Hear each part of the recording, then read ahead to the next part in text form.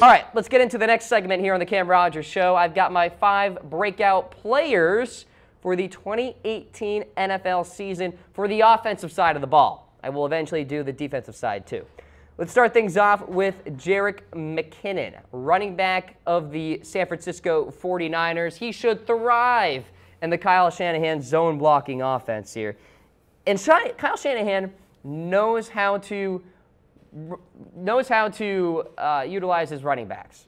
And you look at Devontae Freeman back in the 2015-2016 seasons with the Atlanta Falcons, 1,634 yards, 1,541 yards all-purpose in 2015 and 2016 respectively.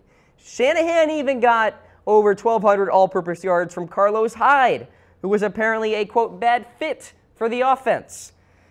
And then you insert Jerick McKinnon, whom Kyle Shanahan really, really wanted. Like, really wanted. The reports were out there that he was in a bidding war with the Jets to land McKinnon, and that's why the 49ers gave him such a big, fat contract for the comparison to his production in his career. It was because Shanahan really wanted him, and he knows he can use him the right way. So I have all the faith in the world that Shanahan can get it done with this guy. Now, McKinnon is the prototypical dual-play threat here. He can catch, he can run. He's a running back that can take advantage of schemed matchups, screen passes, swing passes, and the like. Also has really good vision and ability to see those gaps happen, exploit them in the run game. So this isn't about McKinnon getting 25 to 30 carries in a game. This is about McKinnon being everywhere on the football field and contributing in different facets of that offense.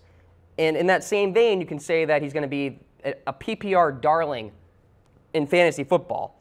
So he's just going to be a really scary chess piece for this team. Joe Staley there at left tackle, playing at a high level, and Mike McGlinchey is the future at right tackle too. So offensive line is shaking out to be pretty darn good there. So Jerick McKinnon will be a force to be reckoned with the San Francisco 49ers. And one more time, from a fantasy football perspective, should be high on all of your lists, at least in terms of PPR standard, PPR scoring. All right, let's go to the next guy, Derek Carr, quarterback of the Oakland Raiders. And in terms of Derek Carr, I'm banking on him going back to 2016 Derek Carr, because 2017 Derek Carr kind of seemed like an anomaly. And you guys probably remember I put the Oakland Raiders in my list of 5 breakout teams for 2018. So a big reason why will be because Derek Carr plays well. So going back to 2016, 28 touchdowns, 6 interceptions, and nearly 4,000 yards. That's the Carr I expect in 2018. The situation around him isn't all that bad either. I'm a big fan of that offensive line. Donald Penn is a capable tackle. Kelechi Osemele and Gabe Jackson are a couple of really good guards, road grader type of guards. Rodney Hudson is a top 5 center that nobody talks about. So this line should be able to pass protect the way it did a couple of years ago. And the Raiders have revamped their wide receiver core too to help out Carr, right? You have Jordy Nelson in town. You got Amari Cooper. Got Martavis Bryant. All the pieces are there for Derek Carr to be successful. Heck, Jared Cook might actually be good for once in his career. So, I mean, everything is there for Carr. And you can't ignore the Chucky factor. One of our on-air hosts here at Chat Sports was reporting that players feel rejuvenated with new head coach John Gruden in town. So you can't forget about that, the Chucky factor. Him being there, his presence, he was the white whale of the head coaching search. And now he's in Oakland coaching the Raiders. And now you got new OC Greg Olson as well. Should be able to put Carr in the right position to succeed. All right, so Derek Carr is one of my breakout players for 2018. Maybe not necessarily from a fantasy football side of things, although he would be a viable option, but definitely from an on-the-field kind of winning games side of things. All right, let's go to my next guy here, David Johnson. Set to break out because, well, he really didn't do much in 2017 because he missed most of it due to injury. So this would certainly be the biggest comeback of all the players that I discuss here. Johnson rushed the ball just 11 times last year, and he was primed for a big season with the Cardinals. When healthy, he's one of the best running backs in the NFL, amassing 1,200 yards rushing in 2016 to go along with 80 receptions in 20 total touchdowns. The Cardinals offense should also be fairly decent. They addressed the offensive line, adding Andre Smith and Justin Pugh, who's a good guard when healthy. Mike Iupati is coming back from injury as well, so the offensive line should be much better than a year ago, especially because it's going to be healthier. The front five for the Cardinals last year was just decimated with injuries. Then you got Sam Bradford, who, by the way, could probably be a threat there with his arm. So it's weird to say, but he's a good quarterback when he's healthy. He's very accurate. He's a precise thrower. And so if Sam Bradford is healthy and playing at the level that I expect him to, that distracts the opposing defenses, right? And that will essentially allow David Johnson to find some holes in the A gap, the B gap, the C gap on that front line there and make some plays happen.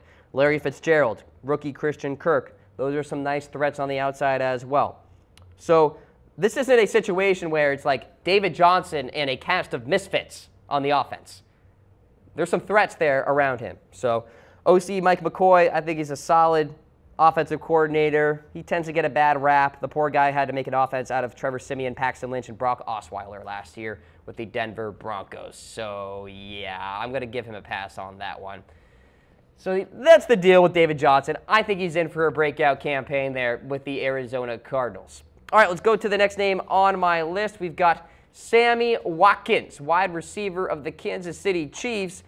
I'm still aboard the Sammy Watkins hype train. I think he is going to be a very good wide receiver, and eventually he is going to be an elite wide receiver, at least in my eyes.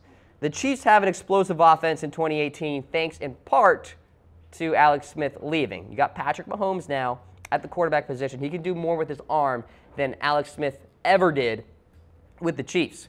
And then also, you got Travis Kelce, you got Tyreek Hill, and they should have really good years too. So in that vein, those two guys are going to get the bulk of coverage from a defense. Sammy Watkins is going to be that guy that just emerges out of nowhere and starts making plays, starts catching touchdowns in the red zone. Watkins' best year came in 2015 when he had 60 receptions for over 1,000 yards and 9 touchdowns. And that stat line was with the Buffalo Bills. Imagine what he can do with a fresh arm in Patrick Mahomes, other threats around him to distract the defense, and a good offensive mind, by the way, in Andy Reid. I think all of that points to a big year for Sammy Watkins. It's all relative in terms of breakout, right? Because there are so many mouths to feed on that Kansas City Chief offense there. That's why, for my stat line, I've got like 75 receptions, 900 yards, 12 touchdowns. I think that's a pretty good breakout season for Sammy Watkins relative to what you see here, what he has done the last 2 years. All right, so that's Sammy. Let's go to Kirk Cousins as a breakout player in 2018. Why? Well, he has no other choice, guys, because he's earning $84 million in guaranteed money. He literally can't be bad. There is no option. You are not allowed to be bad, Kirk, because you're getting paid so much. But in all reality, let's just start from the mental standpoint here. I don't think Kirk Cousins wanted to be in Washington. And I don't think Washington wanted him to be there. So sometimes the change in scenery can help a lot. But I think that will be the case with Kirk Cousins going forward. Should be better at Minnesota's system compared to Washington's as well. I've talked about the new offensive coordinator there, and John DeFilippo. He's a good OC. Plus, Cousins has plenty of weapons on that offense. Adam Thielen, Stephon Diggs, Dalvin Cook coming back from injury, right? Latavius Murray as well, if you want to point at him. Kyle Rudolph, talked about him earlier in the show. All of the chess pieces are there in place for Kirk Cousins to be successful and to have a breakout year with the Minnesota Vikings. Now, he's going to feel a lot of pressure, and he should, with the way in which he's getting paid for these next few years. The only concern I have about the Vikings in terms of a collective offense is that offensive line. Mike Remmers isn't very good, and they'll need a better year from 2017 third-round pick Pat Elflein, but that was just his rookie year. He wasn't very good then. Maybe he'll be better in his sophomore season. But overall, the opportunity is there for Kirk Cousins to make some magic happen with the Minnesota Vikings, take them to the playoffs, and then perhaps take them to Atlanta for Super Bowl 53. So there you go. Let's summarize my 5 offensive breakout candidates for the 2018 NFL season. Jerick McKinnon with the 49ers. Derek Carr with the Oakland Raiders. David Johnson there with the Arizona Cardinals, coming back from a wrist injury. Sammy Watkins, now a member of the Kansas City Chiefs. I think he should be in for at least a very good red zone season. And then Kirk Cousins there with the Minnesota Vikings.